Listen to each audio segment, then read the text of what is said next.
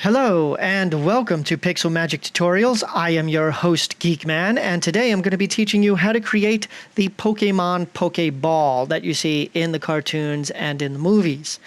Now, a couple of assumptions right off the bat. I am using Windows, so if you're using a Mac, then when I say hit the Control key on your keyboard, that means hit the Command key on a Mac keyboard. And if I say hit the Alt key on a keyboard, that means the Option key on a Mac keyboard. Another assumption that I'm making is that I am using Photoshop CC 2015, and if you're using anything that is an older version of Photoshop, then the effects may not work as expected. Also, this is a pretty advanced tutorial to make something that seems so simple, so I'm going to be moving fairly quickly through it. However, as in all my videos, in the description below, there will be a step-by-step guide on exactly what I'm doing. So if you miss something, feel free to stop and rewind or pause the video and go down to the description to follow the steps there. Okay, so with that out of the way, let's get started. The first thing that we're going to need to do is create a brand new document. So let's hit Control-N on our keyboard to bring up the new image dialog box, and let's do it as follows. Let's give it a name of Pokeball, because that's what we're making. The document will be my standard tutorial. Actually, it's going to be slightly different. This is going to be a square tutorial. So it's going to be 2500 pixels by 2500 pixels. Resolution of 150 pixels per inch, RGB color 8-bit, and the background we are going to make black. So you can click on that, make the background black, hit OK. Adobe RGB 1998 and square pixels. Hit OK, and we've got our document.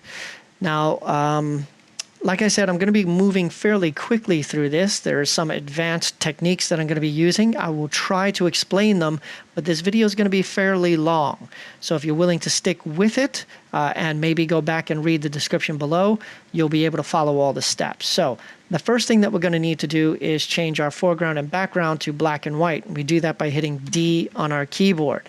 Then we're going to create a new layer above our background layer by hitting CTRL+ALT+Shift+N and the N key, and we will bring up a new layer. And then we are going to double click on the layer, and we're going to name it bottom. And we now have a bottom layer. We're going to then select our elliptical marquee up here. You can click on it and go there, or you can hit M on your keyboard to bring up the marquee, and Shift-M will cycle through from elliptical and rectangular. So now we've got our elliptical marquee. We're going to make sure that we're on the very first icon here. Feather 0 anti-alias is checked. Style is going to be a fixed size, and the width and height will both be 2420 pixels. Then we're going to click anywhere to make our selection, and then we're going to drag it and put it into the center of our document just like that. It will snap to the center as long as you have over here View, Snap to, and Snap to Document, Bounds, Guides, Grid, Slices. Just make sure everything is Snap to checked. Once we have that, we are then going to fill the selection with white by hitting Control and the Backspace button, and that will create a white circle.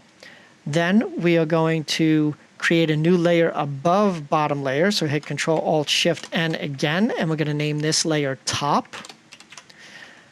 And then we're going to change our foreground color to a nice rich red. In this case, I'm going to be using FF2D2C to make this nice red. And then we're going to fill the selection with that by hitting ALT+Backspace.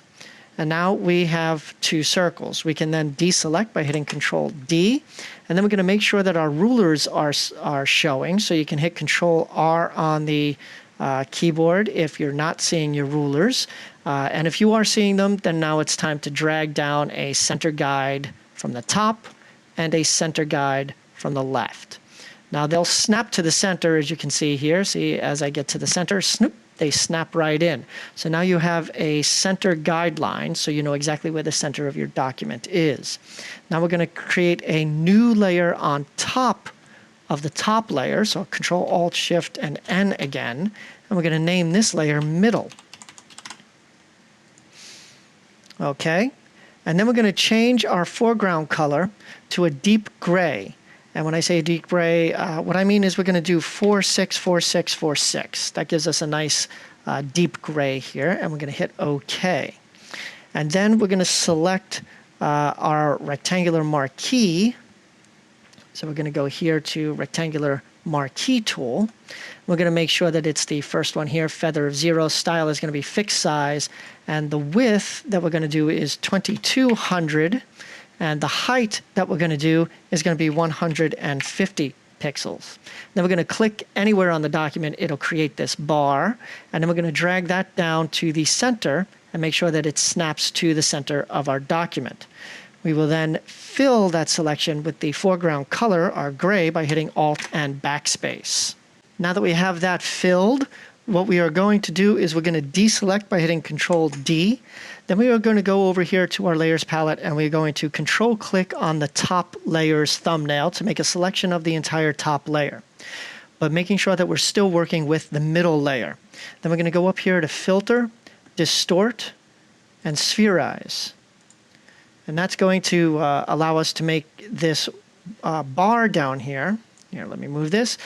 This gray bar that we just created, we're going to make that look like it's around the outer part of the sphere. We're going to use the amount of 100. The mode is going to be normal, and we're going to hit OK. And we now have our rounded looking centerpiece. Then we're going to deselect and go over here and switch from the rectangular marquee back to the elliptical marquee. And we're going to make sure that we're on this first button here. Feather of 0, anti-alias is checked. We're going to do fixed size, and we're going to make this 800 by 800. So we're going to go 800, and we're going to go by 800. And we now have an 800 by 800 selection that we can make. We're going to click anywhere to make the 800 by 800 selection, and we're going to move that to the center of the image until it snaps to the center guidelines that we have here. And then, still working on middle, we are going to fill that selection with the foreground color by pressing Alt, Backspace. Then we're going to deselect, Control D. Then what we're going to do is we're going to go back to our rectangular marquee. We're going to turn it back to normal from fixed, and then we're going to make a selection of the entire top half of the top layer. So click on top layer, and we're going to make a selection of the entire top half of the top layer here. And then what we're going to do is we're going to remove the middle layer from that selection by hitting Control, Alt, and then clicking on the middle thumbnail. You see how it turned into a negative sign there? So if you click on it, it now has taken out this middle layer from the selection that we have here. Then once we're on top layer here, we're going to go down to create a layer mask, and we're going to create the layer mask, and then all we have is the top layer. See, if I turn off the bottom layer, we only have the top and middle layer. So you turn this off, and this is now our middle layer, our top layer, sorry. And that is kind of important. So then what we're going to do is staying with our rectangular marquee. You see how we have this little overhang here on the left and the right? We don't want that. So what we're going to do is we're going to change this back to a fixed size, and we're going to make the width 2500. So change that to 2500, and the height is going to be 160. So change that to 160. Then we're going to click anywhere on our image to get this bar here, and then we're going to shift and click and drag down, hold down shift and click and drag that selection down to the center until it snaps to our center line, and then making sure that we are on the top layer's mask, not on the layer itself, but on the mask. We are then going to fill that selection with black by hitting Control Backspace, and then we hit Control D to deselect, and you can see we now have gotten rid of the red that was hanging down. And what we have to do now is basically the same thing in reverse with the bottom layer. So let's go down here to our bottom layer. We need to go to our rectangular marquee and change it from fixed size back to normal. And then we got to make a selection of the entire bottom half of the image.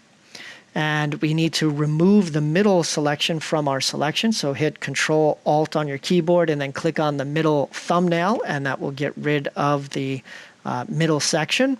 Then with bottom selected here, we're going to create a layer mask down here. And then once again, we have this little overhang on the outside that we don't want. So we're going to go back to our rectangular marquee. We're going to change it back to fixed size, make sure that we are 2500 by 160 pixels. Click anywhere on the image and then shift and click and drag down until it's on the center line. And then making sure that we are still on the bottom layer's mask, we're going to hit Control-Backspace to hide all of that. Hit Control-D, and we now have the beginnings of our Pokemon Pokeball. Next up, we are going to move the middle layer here down underneath both the top and the bottom layer. We want it to be on the bottom. And then we're going to select the bottom layer, and we're going to give it the following layer style. So let's go down here to layer style, and it's only going to be drop shadows. So let's pick our drop shadows. Let's reset this, and here's what we're going to do. The first drop shadow, we're going to do blend mode of normal. The color is going to be black. The opacity here is going to be at 50%, so let's go 50%. Use global light unchecked. The angle is going to be -135. We're going to make the distance 10. We're going to make the spread 0, and the size is going to be 7. The contour will be linear. Anti-Alias is unchecked. Noise is 0. Layer knocks out drop shadow is checked. And then, oh wait, we're going to make the color not black. We're going to make the color white. That's what we're going to do. And then we're going to duplicate that by hitting the little plus here. And we're going to go to the second drop shadow, not the top one, but the one on the bottom. And we're going to do keep most of it the same. So the blend mode is going to be normal. The color will still be white. The opacity is going to be 50%. The angle is going to be -135. Use global light is unchecked. The distance, however, is going to be 11 now. The spread and the size will both be 0. The contour will be linear. It'll be unchecked. Noise of 0. Layer knocks out drop shadow. Hit OK. And as you can see, we now have a little bit of a 3D-ish look to our bottom piece. However, things are overhanging on the outside. If I zoom in right here, you'll see you've got stuff on the outside that we don't want. So what we're going to do is we're going to right-click on the FX icon that is over here on our layer. We're going to right-click on that. And down here, it's going to say Create Layers. And that's what we want to do. We're going to basically take the layer styles and turn them into separate layers for each of those drop shadows. And they'll be named Drop Shadow and Drop Shadow 1. They'll be named Bottom Drop Shadow and Bottom Drop Shadow 1. And that's what we're going to do. We're going to hit Create Layers. It's going to give you this. Some aspects of the effects cannot be reproduced with layers. That's fine. You can click on Don't Show Again if you want. Just hit OK. It's fine for what we're doing. So then you can see here we now have these two new layers, Bottoms Drop Shadow 1 and Bottoms Drop Shadow. Now what we're going to want to do is we're going to merge these two together by selecting Bottoms Drop Shadow, the first one, which is up on top, and we're going to hit Control-E, which will merge it down to Bottoms Drop Shadow 1, and then we are going to rename it Bottom Bevel. Okay, just so that we can remember what we've actually got here. So this is the bottom bevel. And as you can see here, we've got this little bevel happening now. It looks a little bit better than it did before, but again, still out here on the outside, you've got this extra stuff. Now we're going to take care of that, and we're going to make that go away. We want to get rid of this that I keep showing you, this little outside piece here, because that ruins the effect of this being a 3D ball and having a bevel on the inside, because it's now on the outside of the ball. So the way that we do that, and the reason why we turn the bottom bevel here into layers instead of just using a layer style, is because now we can clip this to the middle layer so that it doesn't show up anywhere but on the middle.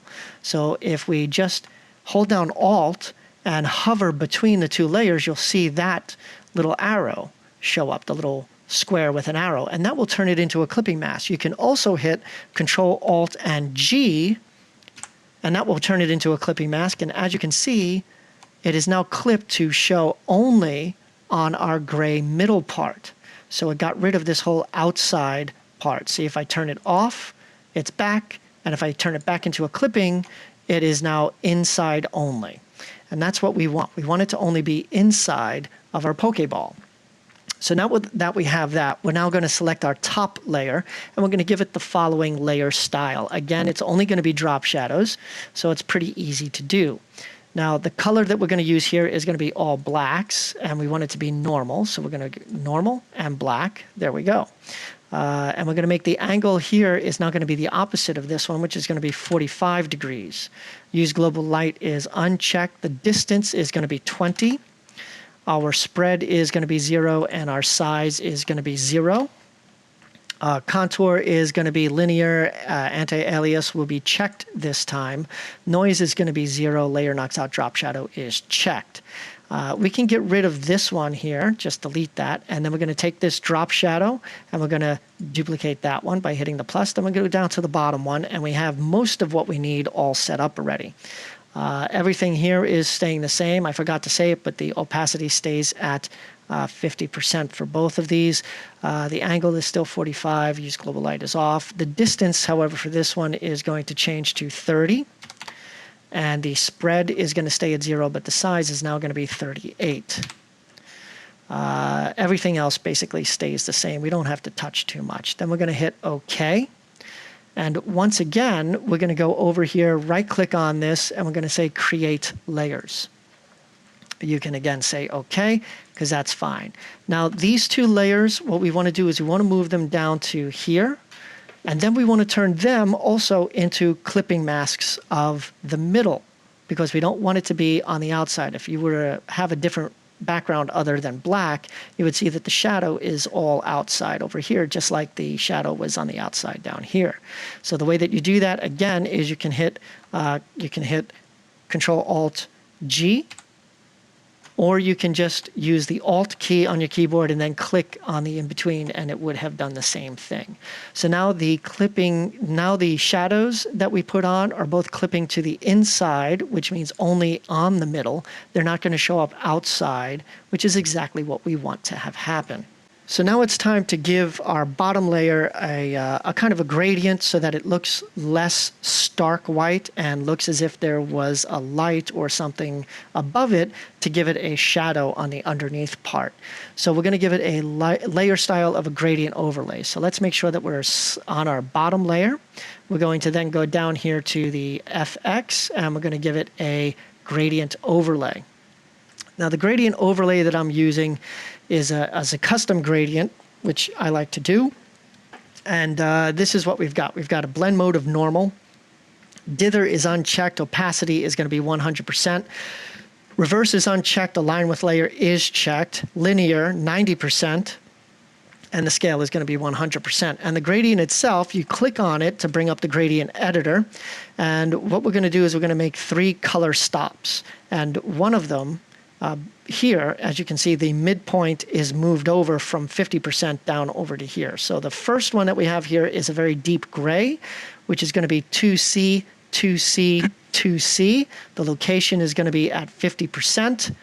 Okay, and the midpoint here, we will change to 30%, but only after we have created a second color stop. So then click anywhere on the line here underneath it, and you will create a new color stop.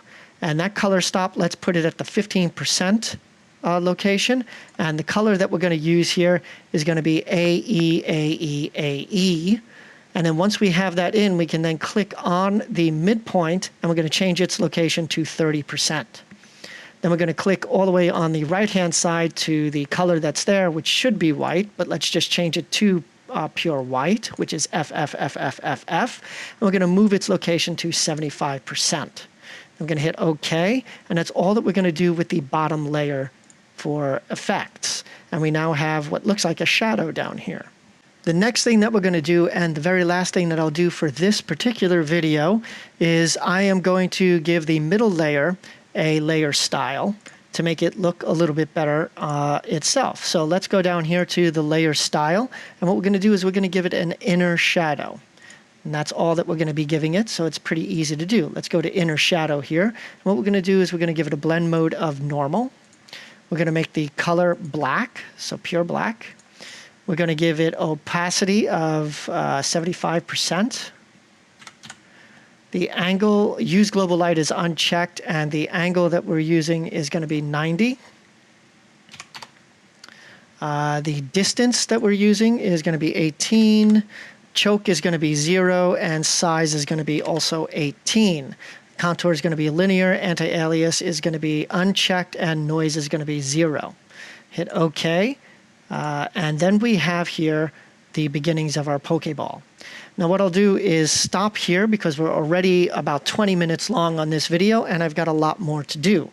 But in my next video, I will show you how to complete this Pokeball so that it looks exactly like a Pokeball from the cartoon and the movies.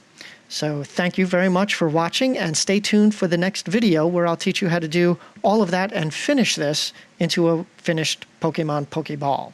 And if you liked this video and would like to see more, please give me a thumbs up, subscribe, and tune in because I'll be putting up new videos, new tutorials every Tuesday. Thank you, and my name is Geekman, once again signing off for Pixel Magic Tutorials.